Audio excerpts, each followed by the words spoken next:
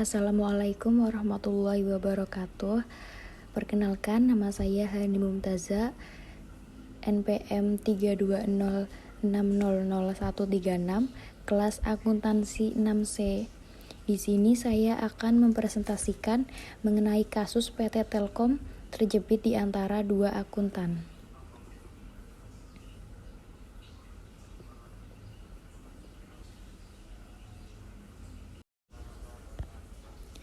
PT Telkom Indonesia Tbk adalah badan usaha milik negara yang bergerak di bidang jasa layanan teknologi informasi dan komunikasi dan jaringan telekomunikasi di Indonesia. Kronologi terjadinya kasus PT Telkom.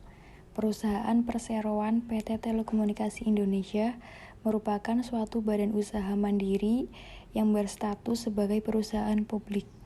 Dengan status tersebut, perseroan berkewajiban untuk setiap tahunnya menerbitkan laporan tahunan yang memuat informasi mengenai keadaan dan jalannya kegiatan usaha perseroan untuk tahun yang bersangkutan sebagaimana tahun-tahun sebelumnya. Pada bulan April 2003 yang lalu, perseroan telah menerbitkan laporan tahunan untuk tahun buku 2002.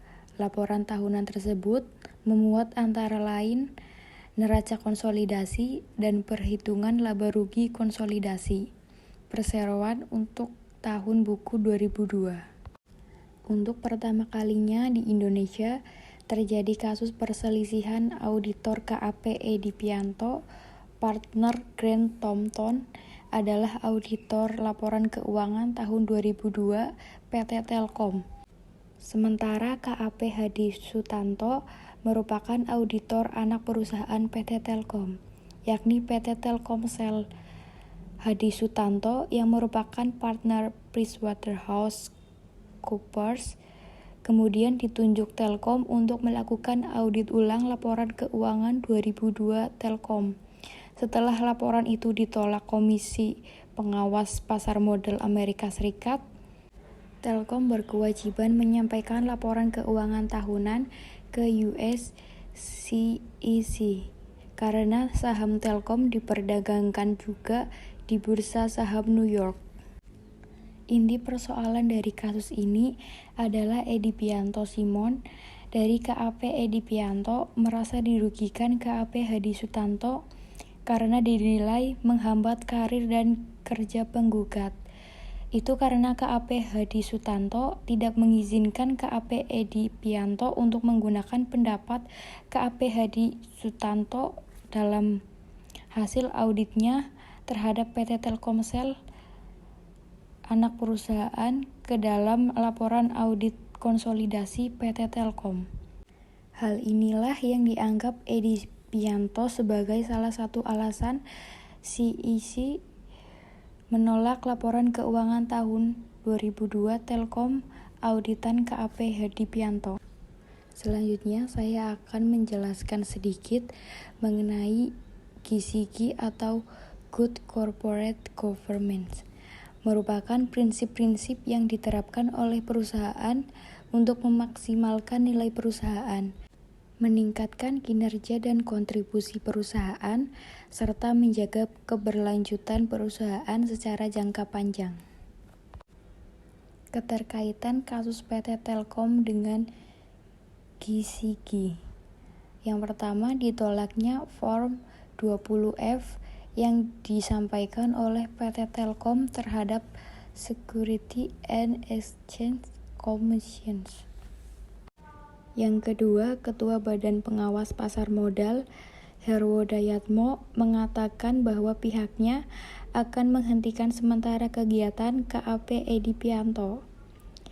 Penghentian ini disebabkan KAP Edi Pianto dianggap telah melanggar prinsip etika profesi akuntan menurut IAI, yaitu tidak kompeten dan kehati-hatian profesional.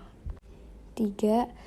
Usulan Ventura bersama ini menyakitkan bagi karyawan PT Telkom yang membayangkan perusahaan tempat mereka bekerja selama bertahun-tahun dipecah dan diserahkan kepada pihak lain.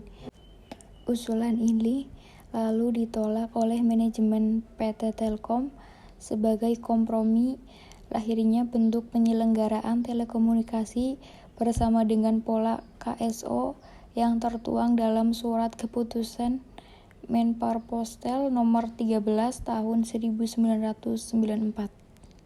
Mengacu pada kasus di atas, PT Telkom telah melanggar prinsip GCG tentang responsibility. 4. Sistem KSO yang mulai dilaksanakan tahun 1996 ternyata tidak berjalan sesuai dengan yang diharapkan. Target pembangunan yang dijadwalkan dalam 3 tahun hanya dicapai oleh PT Mitra Global Telekomunikasi Indonesia Divisi Regional 4 Jawa Tengah. Mengacu pada kasus di atas, PT Telkom melanggar prinsip GCG tentang responsibility. Yang kelima, mereka tidak dapat mengembalikan uang yang telah mereka terima akibat perubahan nilai mata uang yang sangat drastis yang tidak didukung oleh peningkatan pendapatan. Mengacu pada kasus di atas, PT Telkom telah melanggar prinsip GCG tentang responsibility. Sekian yang dapat saya sampaikan. Kurang lebihnya mohon maaf. Terima kasih. Wassalamualaikum warahmatullahi wabarakatuh.